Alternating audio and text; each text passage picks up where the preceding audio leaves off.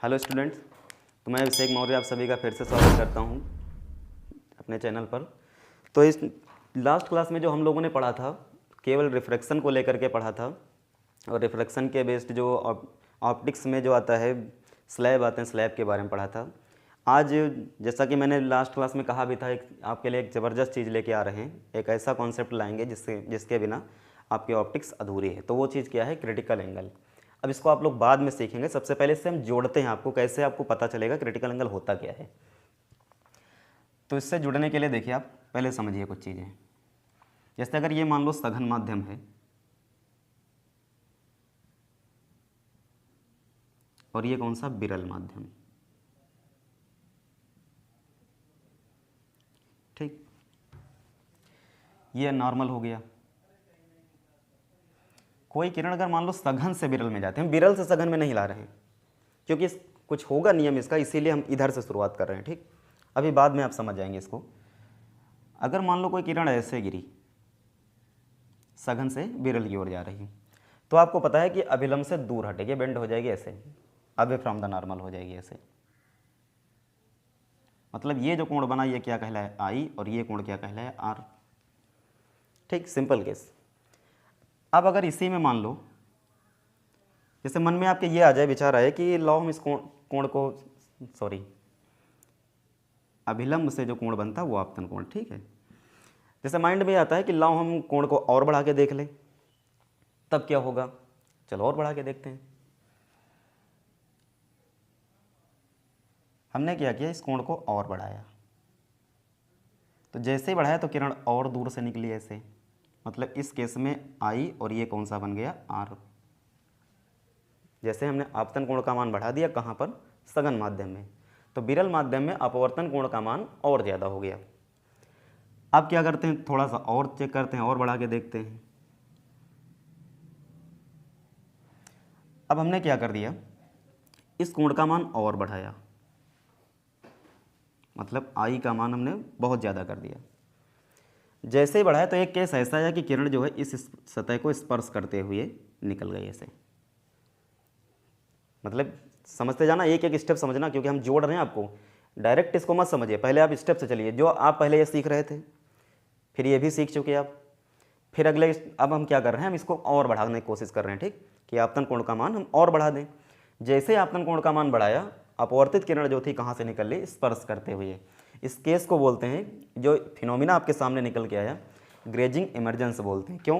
क्योंकि किरण जो है देखो इस सतह को स्पर्श करते हुए जा रही है। अब ऐसे केसेस में जो स्मॉल आर मिला वो आपको कितना मिल गया? 90। किस माध्यम में मिला? विरल माध्यम में।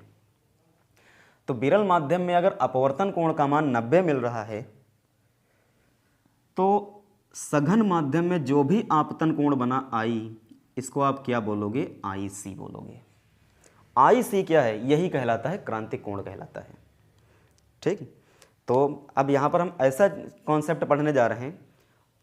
उस केस में मुझे क्या क्या करना होगा कि किरण को हमें सघन से विरल की ओर ही ले जाना है, और विरल इतने कोण पर गिराना होगा सघन माध्यम में कि विरल माध्यम में अपवर्तन कोण का मान कितना हो जाए? 90 अंश बन जाए।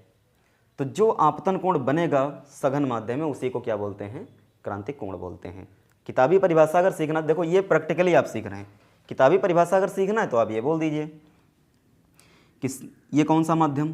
सघन माध्यम। यहाँ जुड़े देखिए, ये कौन सा माध्यम? सघन। तो क्रांतिक कोण सघन माध्यम में बना, वह आपतन कोण है जिसके अपवर्तन कोण का मान विरल माध्यम में 90 अंश होता है। ठीक, तो ये किताबी परिभाषा है, बाकी आप प्रैक्टिकली ऐसे सीखिए। अच्छा चलो ठीक, ये कंडीशन मिली। अब अगर सोचे लो और बढ़ा के मान देखें, एक केस ऐसा मैंने बनाया कि इस केस में सोचा कि कोण और बढ़ाते हैं, आई की वैल्यू बढ़ा दी। और ये कौन सा माध्यम? सघन। पूरा नाम नहीं लिख रहे हैं, सघन। और ये कौन सा? विरल। यहाँ पर आपतन कोण का मान मैंने और बढ़ा दिया। जैसे ही आपतन कोण का मान और बढ़ाया, ऐसे केसेस में अब जो किरण यहाँ से स्पर्श करते हुए जा रही थी वो उसी माध्यम में वापस लौट गई। जिस माध्यम से किरण आई थी उसी माध्यम में लौट गई किरण। तो जब उसी माध्यम में लौट गई और पूरी की पूरी लाइट लौट गई, इसीलिए इसको बोलते हैं टोटल। वही माध्यम है तो क्योंकि उसी माध्यम में लौटी तो इंटरनल, और लौटी है तो क्या बोलेंगे, रिफ्लेक्शन। तो इस एक स्पेशल केस ऐसा बना जिसे क्या बोलते हैं, टोटल इंटरनल रिफ्लेक्शन, मतलब पूर्ण आंतरिक परावर्तन। ठीक, total internal reflection, total internal reflection, TIR shortcut में इसको बोलेंगे। ठीक, क्यों इसको पूर्ण आंतरिक परावर्तन हुआ, लेकिन पूर्ण आंतरिक परावर्तन क्यों इसको बोल देते हैं, तो ये भी समझ लीजिए। यहाँ पर जो भी कोण बनेगा, जो I बना और ये जो R बनेगा, दोनों बराबर होंगे। पहली बात तो ये इधर लिख रहे हैं, देखिए समझिए, कोण I बराबर क्या होगा, कोण R होगा। आपतन कोण परावर्तन कोण बराबर। पूर्ण आंतरिक परावर्तन इसलिए कहते हैं क्योंकि ये एक ऐसा स्पेशल केस है जिस केस में जितनी लाइट गिरती है पूरी की पूरी लाइट वापस आ जाती है। परावर्तन तो दर्पण भी करते हैं। जैसे अगर मान लो हम कोई मिरर ले लिए, इस मिरर पर कोई किरण ऐसे गिरी, अब ये किरण क्या करती, वापस हो जाएगी। लेकिन ये परावर्तन और इस परावर्तन में दोनों में अंतर है। क्या अंतर है कि इस परावर्तन में जब किरण गिरती है, मान लो 100% मतलब 100 जूल ऊर्जा लेकर के कोई किरण गिरी, तो पूरी की पूरी 100 जूल ऊर्जा यहाँ पर परावर्तित नहीं होगी। क्यों? क्योंकि दर्पण जो होते हैं उस ऊर्जा का जो प्रकाश गिरता है उसका कुछ भाग अपने अंदर अवशोषित कर लेते हैं। लेकिन ऐसे केसेस में जितनी लाइट गिरती है पूरी की पूरी लाइट वापस हो जाती है। मतलब 100 जूल अगर ऊर्जा गिरी है, प्रकाश गिरा है, तो 100 जूल ही ऊर्जा वहाँ पर वापस हो जाएगी। ठीक, तो परावर्तन और ये दोनों बातें अलग अलग हैं, इसलिए अलग अलग हैं। ठीक, इसीलिए नाम दिया गया इसका पूर्ण आंतरिक परावर्तन। शॉर्टकट में आप क्या बोलेंगे, TIR बोलेंगे इसको। डेफिनेशन क्या है, तो केस क्या बना, तो इसका केस ये होता है कि I जो है ज़्यादा होगा IC से। मतलब आपतन कोण जो था ऐसे केसेस में जो चल रहा था, उस केस में IC जो बना था, IC में R कितना था, 90। तो IC की जो वैल्यू है उससे ज़्यादा होना चाहिए आपतन कोण का मान। जैसे उससे आप ज़्यादा, यहाँ से थोड़ा ज़्यादा करोगे, किरण उसी माध्यम में वापस लौटेगी, उसी को हम क्या बोलेंगे, पूर्ण आंतरिक परावर्तन बोलेंगे। ठीक है, तो ये तो था TIR, और ये कौन सा था, क्रिटिकल एंगल। परिभाषा कि जब सघन माध्यम में बने आपतन कोण का मान, I क्या है, आपतन कोण, क्रांतिक कोण से बढ़ाते हैं तो किरण उसी माध्यम में वापस लौट जाती है। इस घटना को क्या बोलते हैं, पूर्ण आंतरिक परावर्तन कहते हैं। रूल वही, जो परावर्तन का एक नियम था वो नियम वही रहेगा, लेकिन इस केस में क्या होगा कि ऊर्जा पूरी की पूरी ऊर्जा वापस लौट जाती है। ठीक, इसीलिए इसका ये नाम दिया गया। तो यहाँ पर क्या हुआ, यहाँ पर केवल अपवर्तन हुआ। क्या हुआ, रिफ्रैक्शन। यहाँ पर क्या हुआ, यहाँ पर भी रिफ्रैक्शन हुआ। यहाँ पर क्या हुआ, तो ये क्रिटिकल एंगल केस, मतलब क्या बोलेंगे इसको, ग्रेजिंग इमर्जेंस बोलेंगे।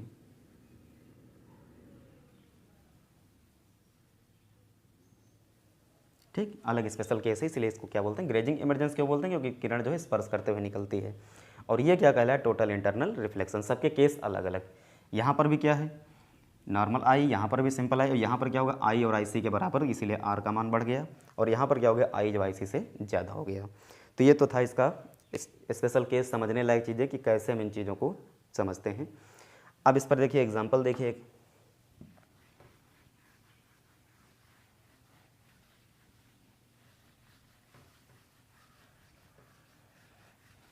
एग्जाम्पल तो इस पर हम बहुत आपको कराएंगे ताकि अच्छे से आपको फील हो जाए कि हाँ हम कैसे, जब सवाल आपके सामने आए तो हमारे पास ना आना पड़े, आप खुद ही उसको तुरंत समझ करके सॉल्व कर दें। जैसे मान लो ये कौन सा माध्यम, सघन, और ये कौन सा, विरल। पूरा नाम नहीं लिख रहे हैं, आप लोग समझ लेना ऐसे ही। मैंने क्या कहा कि क्रिटिकल एंगल जो IC है, ठीक, इस सरफेस के लिए, सघन माध्यम के लिए, इस मीडियम के लिए कितना बना जा करके, तो इसकी वैल्यू हमने मान ली कितनी है, 30। अब अगर मान लो सघन से, क्योंकि नियम है किरण सघन से विरल की ओर जानी चाहिए, तो हम यहाँ से किरण को गिराते हैं। ये किरण आपतित हुई, कितने पर गिराया, तो हमने इसको आपतित कराया है 25 डिग्री पर। तो जब 25 पर गिराओगे तो यहाँ पर देखिए ये आई है, तो इस केस में क्या हुआ, आई छोटा है आई सी से। इसे देख लीजिए 25 जो है छोटा है किससे, 30 से। अब छोटा होगा तो उस केस में क्या होगा, केवल रिफ्रैक्शन होगा। क्या कर देना आपको, अपवर्तन, मतलब किरण जो है इसे दूर हटा देनी है। ये कुछ भी बनेगा, हमसे उसकी बात नहीं कर रहे हैं, केवल हम आपको सिखा रहे हैं कैसे आपको सीखना है वहाँ पर। अच्छा, सेकंड केस, अगर मान लो हम इस केस में किरण गिरा रहे हैं 30 पर, जैसे 30 पर गिरा इसका मतलब आई इज इक्वल टू किसके हो गए, आई सी के। किरण अब इस माध्यम में नहीं ले जाना, कैसे, इसको स्पर्श करते हुए ऐसे निकाल देंगे। क्यों, क्योंकि आर बराबर कितना लेना है आपको, 90। ठीक, इसको क्या बोलते हैं, इसको बोलते हैं ग्रेजिंग इमरजेंस।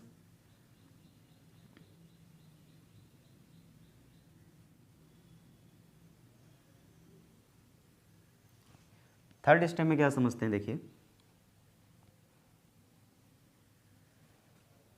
अगर मैं यहां पर आई का मान और बढ़ा दूं,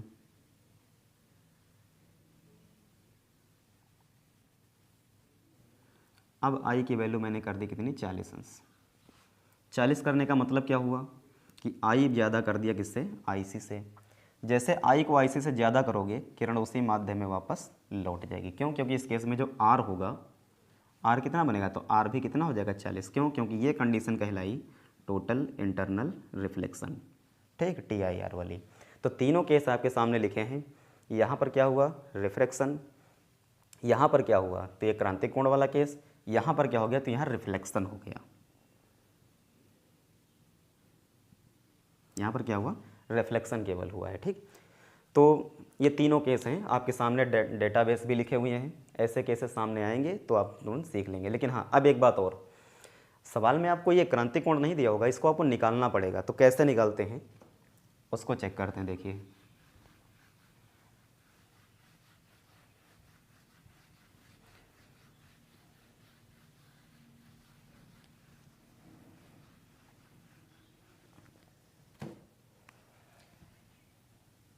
जैसे ये कोई सरफेस है जो दो माध्यमों को जोड़ती है। ये कौन सा है, सघन, और ये कौन सा, विरल माध्यम। अब जब किरण यहाँ से इस पर पड़ी ऐसे, ये कोण मैंने कितना माना, आई सी है। तो इस केस में जो आर होगा वो कितना होना चाहिए, तो आर की वैल्यू कितनी होनी चाहिए, 90। तो कैसे हम लिखते हैं क्रांतिक कोण को, कैसे फार्मूला कैसे देते हैं उसका, तो जैसे इस माध्यम से जब इसमें आई तो ये कौन सा, विरल वाला माध्यम जो हमने मान लिया कौन सा है, वायु है, और इसको मान लिया कौन सा है, कांच अगर है। तो कैसे लिखोगे, sine I C is equal to, क्यों, नियम है, ठीक, कोई डेरिवेशन तक नहीं जाएंगे। Sine I C is equal to क्या बनेगा, 1/, वायु के रिस्पेक्ट में कांच का अपवर्तनांक, ऐसे लिखोगे ANG। ठीक, अगर कांच से वायु में किरण जा रही तो क्रांतिक कोण कैसे निकालोगे, sine I C is equal to 1/1 NG। अगर मान लेते हैं कि माध्यम बदल दें, यहाँ पर क्या कर दें, जल कर दें, अगर वायु के रिस्पेक्ट में वाटर हो तो उस केस में क्या लिखोगे, sine I C is equal to 1/1/ANW बोलोगे। ठीक, तो ये फार्मूला डायमंड कर दें तो क्या लिखोगे, AND कर दोगे। तो डायमंड जो है बहुत सघन माध्यम हो जाता है, सबसे ज़्यादा सघन हो जाता है, उसका अलग केस है। तो इसको अब यहाँ पर हमको लिखने का जो फार्मूला लिखने का तरीका वो ये बना। अब वैल्यू निकालते हैं इनकी।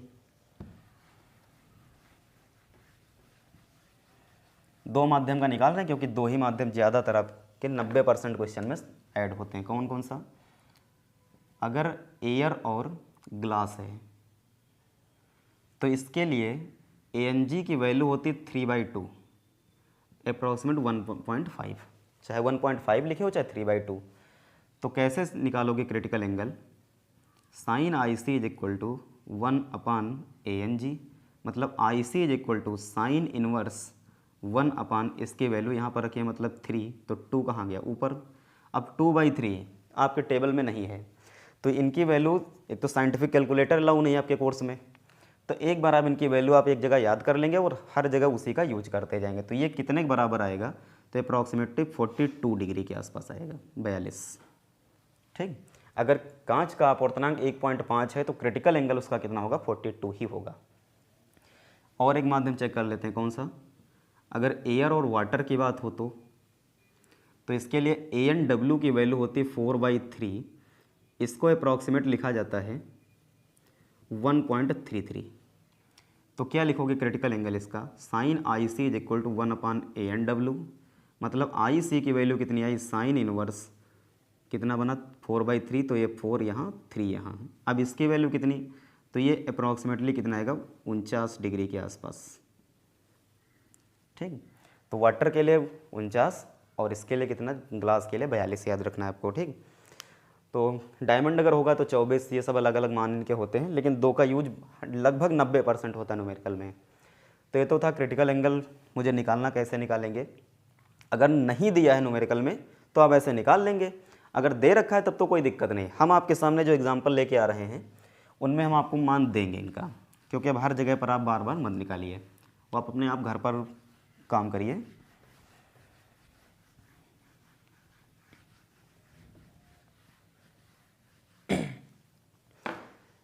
अब एक और आपके सामने डायग्राम ले रहे हैं, उसको बोलते हैं पोरो प्रिज्म।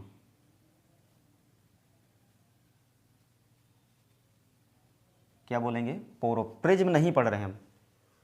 ठीक, हम यहाँ पर केवल और केवल आपको हम सिखाना चाह रहे हैं कि अपवर्तन, परावर्तन, पूर्ण आंतरिक परावर्तन और क्रिटिकल एंगल वाली कंडीशंस कैसे आएंगी। ठीक, तो पोरो प्रिज्म की पहचान, प्रिज्म आपने पढ़ा है कि कैसा होता है, एक कांच का स्लैब होगा पूरा ऐसे, और इसमें से इधर से दो सतह काट दी गई, तो त्रिभुजाकार जो आकृति बन के आती है वही प्रिज्म होती है। ठीक है, तो प्रिज्म नहीं पढ़ रहे हैं, हमको क्या सीखना है, उस पर बेस्ड केवल ये तीनों केस पढ़ने हैं। तो उसकी पहचान क्या होती है पोरो प्रिज्म की, एक ऐसा कांच का प्रिज्म होगा जो समकोण त्रिभुज जैसा हो, मतलब समकोण त्रिभुज भी हो, और उसकी दो भुजाएं बराबर भी हो सकती हैं और बराबर नहीं भी हो सकती हैं। ठीक, समकोणी समद्विबाह हो, जो कांच का प्रिज्म बनता है उसी को पोरो प्रिज्म नाम दे देते हैं। ठीक, अब ये मान लो कौन सा बना, पोरो प्रिज्म है। अगर ये समद्विबाह समकोण है तो दो भुजाएं मिलकर 90 अंश का कोण बनाएंगे। इसके सामने की भुजा कौन सी हो गई, कर्ण। अगर ये कोण मान ले तो ये लंब, ये मान ले तो ये लंब हो गया। ठीक, एक 90 तो बाकी दो कोण कितने कितने होंगे, तो अगर दो भुजाएं बराबर है तो उनके सामने के कोण भी बराबर, तो ये कितना बना 45 और ये भी कितना बन गया 45 अंश। ठीक, बराबर हो भी सकते हैं, बराबर नहीं भी हो सकते हैं, लेकिन हाँ इसके लिए तो यही होना चाहिए। इसका रिफ्रैक्टिव इंडेक्स हमने मान लिया कितना है, n इज इक्वल टू 3/2 अगर कांच का है तो। अगर ये इतना है तो IC की वैल्यू कितनी हो गई, 42 डिग्री।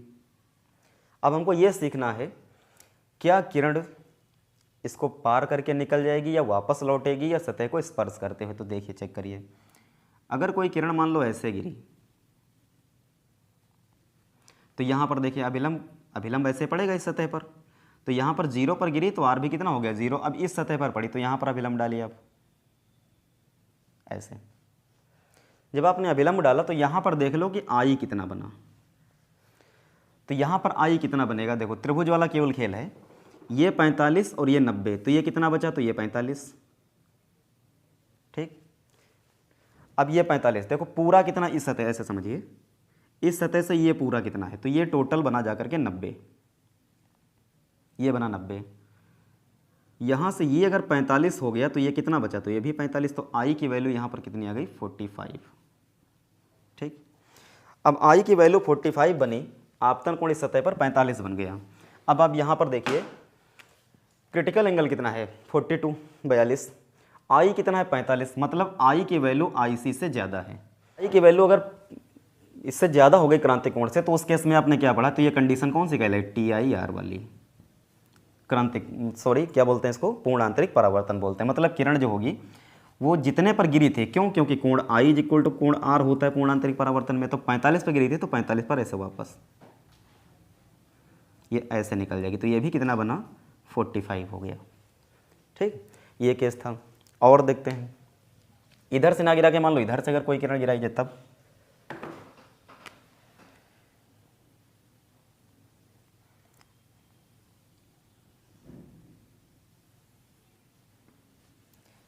ये 90, ये 45 और ये भी कितना है 45, दोनों कोण बराबर, इसका मतलब दोनों भुजाएं बराबर।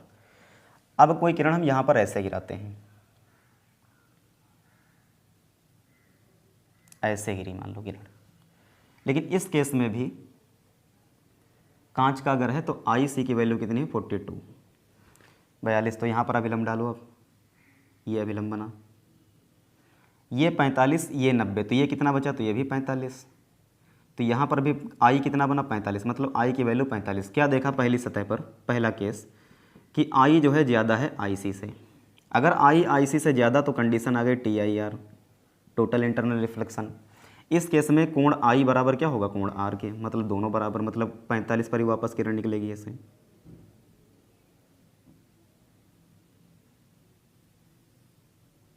ऐसे तो ये यहाँ पर कितना बन गया 45, ये 45, तो यहाँ पर आप अभिलंब डालो ऐसे फिर, ठीक। ये दूसरी सतह पर किरण की बढ़ी, जब इस सतह पर पड़ेगी तो सेकंड केस में अब फिर देखिए, ये 45, तो ये वापस कितना बना फिर 45, मतलब आई जो है फिर से 45। तो इस केस में क्या हुआ, आई फिर बड़ा है आई सी से, क्यों, क्योंकि क्रांतिक कोण 42, उससे आपतन कोण का मान ज़्यादा। जैसे ज़्यादा हुआ फिर कंडीशन कौन सी आ गई, टोटल इंटरनल रिफ्लेक्शन वाला केस आ गया, मतलब कोण आई बराबर कोण आर। किरण कितने में निकलेगी 45 पर ऐसे, तो इस तरीके से किरण निकल गई, ये भी कोण कितना बन गया 45। तो रे डायग्राम आपको खींचना आना चाहिए, और उनको खींचने के लिए आपको जब तक ये कॉन्सेप्ट क्लियर नहीं होगा क्रांतिक कोण और पूर्णांतरिक परावर्तन, तब तक आप इनके रे डायग्राम खींच नहीं सकते। और जब भी ऐसे क्वेश्चंस बनते हैं उनमें किरण आरेख सबसे ज़्यादा जरूरी होता है। और देखते हैं, चलो ये तो था कोण बराबर रहते 45 में, तो अगर कम ज़्यादा हो जाए तब,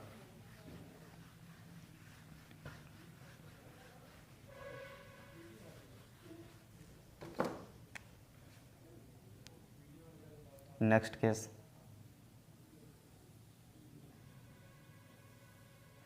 ये 30 और ये 60, ये 90, आई सी की वैल्यू कितनी है 42। किरण गिरी मान लो यहाँ से, ऐसे गिराई हमने। अब बताइए कि किरण कहाँ से जाएगी, इसको पार करेगी, मतलब वापस लौटेगी, पार करेगी, या सतह से निकलेगी। तो सबसे पहले देख लेते हैं, अभिलंब डालिए यहाँ पर।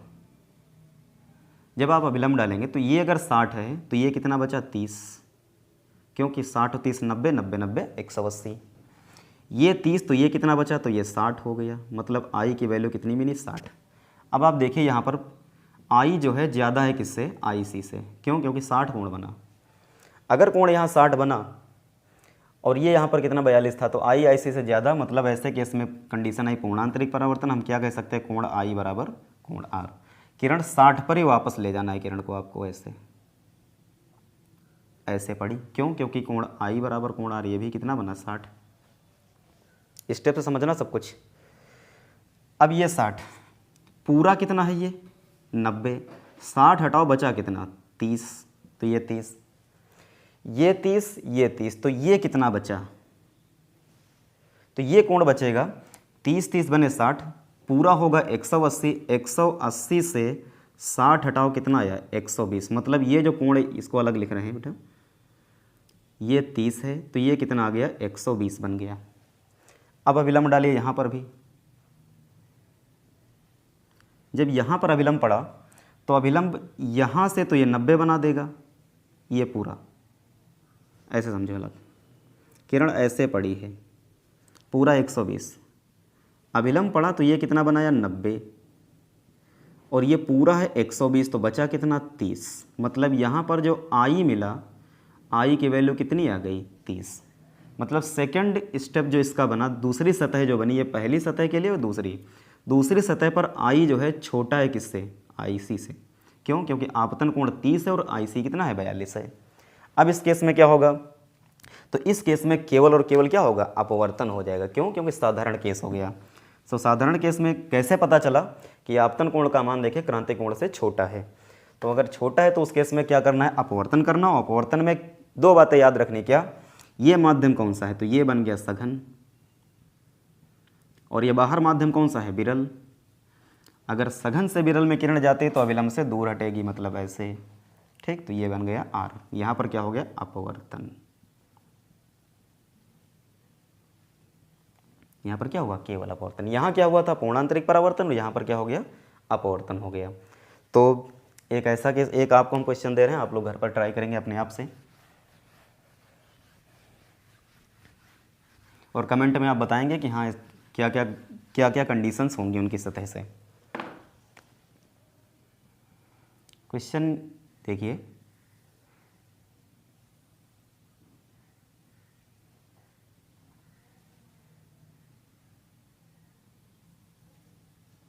ये एंगल 60 है, ये एंगल 30 है, ये 90 है, आई सी की वैल्यू 42 है, 42 है, किरण ऐसे गिरी। अब आपको बताना है कि क्या क्या घटनाएं इसके अंदर होंगी। तो होमवर्क के तौर पे आप लोग इसको करेंगे और कमेंट में बताएंगे कि क्या हुआ इसमें। नेक्स्ट देखिए, और अगर मान लो समद्विबाहु टाइप का हम ले लें प्रिज्म,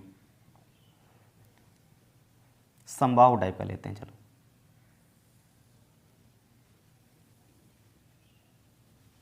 समबाहु त्रिभुजाकार है ये। इसके लिए भी आई सी की वैल्यू कितनी, 42 है। अगर ना दिया हो तो एन का मान हम दे देंगे तुरंत, कितना, 1.5। आपको बताना है क्या होगा, किरण ऐसे पड़ी इस पर। अच्छा, ये कितना बना, 60, तो ये भी कितना बना, 60, ये भी कितना बना, 60, किरण ऐसे पड़ी आके,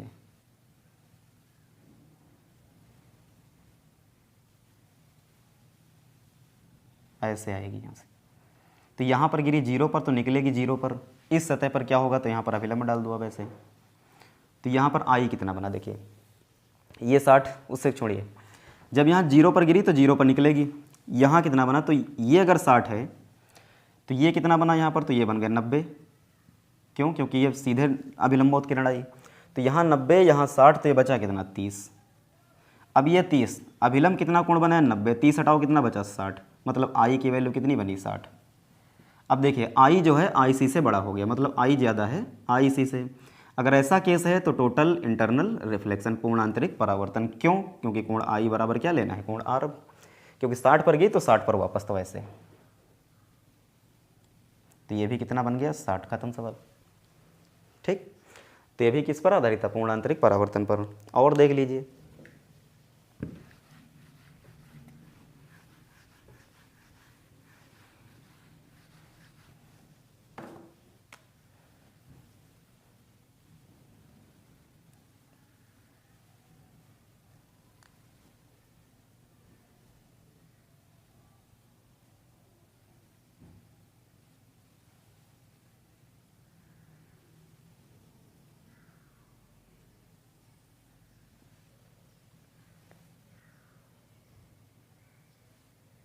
चलिए ठीक है, ऐसे ही एक साइड इसकी समकोण लेते हैं ताकि अपने रिजल्ट अच्छे आए, ठीक। ये जो है एंगल कितना है, 90, ये है 60 और ये है 30। हमने क्या किया, आई सी की वैल्यू यहाँ पर ले ली 60 मान ली, चलो, मतलब क्रांतिक कोण कितना है इस सतह के लिए, 60 है। किरण ऐसे गिरी इस पर, ऐसे। तो जब ऐसे गिरी 60 न लेके 30 लेते हैं, ठीक, डाटा है बदल लेते हैं, कोई दिक्कत नहीं। यहाँ पर कैसे गिरी, यहाँ पर अभिलंबोत गिरी 90 पर, ऐसे, मतलब सतह से 90, बाकी अभिलंब देखो तो 0 पर। जब गिरी तो यहाँ पर क्या होगा, तो जब यहाँ पर ऐसे गिरी किरण तो ये बना कितना, 30, तो ये कितना 90, तो ये कितना बचा 60। यहाँ पर अगर इस सतह पर आप अभिलंब डालो ऐसे, तो ये कोण कितना बना, 30, मतलब आई जो है कितना आ गया, 30। आई बराबर मिला 30, आई सी कितना है 30, तो क्या देखा, आई इक्वल टू किसके हो गया, आई सी के। अगर ऐसा होगा तो आर बराबर कितना होगा, 90। क्यों, क्योंकि ग्रेजिंग इमरजेंस वाली कंडीशन। तो किरण कहाँ से निकलेगी, तो किरण इस सतह को ऐसे स्पर्श करते हुए निकल जाएगी, ठीक। तो ये क्रांतिक कोण वाला केस आ गया, ठीक। ऐसे केसेस में अगर आपको निकालना भी, मान लो क्या पूछेगा, कुछ भी पूछ सकता है इसमें निकालने के लिए, एन ना दिया हो, एन ही निकालने को पूछ लेगा। ठीक है, तो ये छोटा सा क्वेश्चन था। और देख लीजिए कुछ क्वेश्चंस। एक थोड़ा अपर लेवल का क्वेश्चन कराते हैं आपको, क्योंकि प्रिज्म का मतलब यही नहीं कि यहाँ त्रिभुजाकार आकृति ही हो। प्रिज्म कैसा भी हो, टूटा भी होगा तब भी उससे क्या होगा, वर्ण विक्षेपण होगा। जो भी घटनाएं होती हैं वो सभी होंगे वैसे ही। अगर मान लो कि हम ऐसा एक प्रिज्म लेते हैं,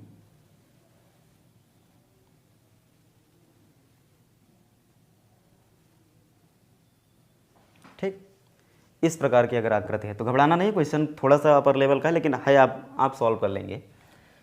इसके लिए IC की वैल्यू हमने मान ली कितने, 42। अब यहां पर एक किरण ऐसे पड़ी इस पर आके, ये कोण कितना बना, तो ये है 42। मतलब इसकी सतह पर जब किरण कितने पर गिरी, 42, सतह से 42 पर गिरी है। क्रांतिक कोण कितना इसका है, 42 अंश है। अब आपको बताना है कि क्या क्या केस इसमें बनेंगे। तो यहाँ पर आप अभिलंब डाल दो ऐसे। अभिलंब कितना कोण बनाता है, तो अभिलंब पूरा 90 बनाएगा। जब अभिलंब 90 बनाएगा तो 42 हटाओ तो बचा कितना, तो ये हो गया 48। मतलब I आपको मिला 48। तो पहली सतह पर क्या हुआ है कि I की वैल्यू मिली है 48, जबकि क्रिटिकल एंगल 42। तो आपने क्या देखा, I ज़्यादा है IC से। जब I ज़्यादा बना IC से तो पूर्ण आंतरिक परावर्तन मतलब कोण I बराबर कोण R कितने पर वापस कर देना, 48 पर। तो 48 पर वापस किरण ये कितना हो गया, 48। अब इस सतह पर क्या होगा, तो यहाँ पर भी आप अभिलंब डाल दो ऐसे। जब अभिलंब पड़ा तो अब ये कोण कितना बना, तो देखिए ये 48, ये 42, ये 48, ये 48, तो ये भी कितना बना, 42। आप चेक कर लेना, ये 42, ये 90, तो ये कितना बचा, तो ये कितना हो जाएगा 48, तो बचा कितना 42। तो इस सतह पर आपतन कोण कितना मिल गया आपको, फिर से 42 मिला। यहाँ पर कितना मिला था 48, और यहाँ पर कितना मिला 42। तो सेकंड सरफेस पे क्या हुआ, I की वैल्यू हो गई 42, I 42 और IC भी कितना है 42। मतलब I इज इक्वल टू किसके है, IC के। इस केस में R बराबर कितना होगा 90। R बराबर 90 मतलब किरण जो होगी इस सतह को स्पर्श करते हुए निकल जाएगी, आपको पार नहीं करानी इधर। ठीक, तो ये तो एक प्रिज्म अलग से मैंने बड़ा क्वेश्चन लिया था, अपर लेवल का क्वेश्चन ले लिया था मैंने। ठीक, लेकिन इसमें कोई दिक्कत नहीं थी, अपर का भी था तब भी कोई दिक्कत नहीं। देखिए काम तो वही हुआ है जो आप पिछले क्वेश्चन में करते आ रहे थे। तो क्वेश्चन किसी भी लेवल का हो, अगर आपका कॉन्सेप्ट क्लियर है तो सॉल्व करने में कोई प्रॉब्लम नहीं आती है। हम मान के चलते हैं आप लोगों को अच्छे से समझ में आया होगा ये कॉन्सेप्ट। अगली क्लास में आपके लिए फिर से हम लेके आएंगे इससे और भी अच्छी चीज़ें जो हैं, जिनके बिना सब कुछ अधूरा है आगे। ठीक, तो इंतज़ार करिए आप लोग अगली क्लास का, और जो क्वेश्चन मैंने दिया था होमवर्क के तौर पर उनके कमेंट भी कर देना। धन्यवाद।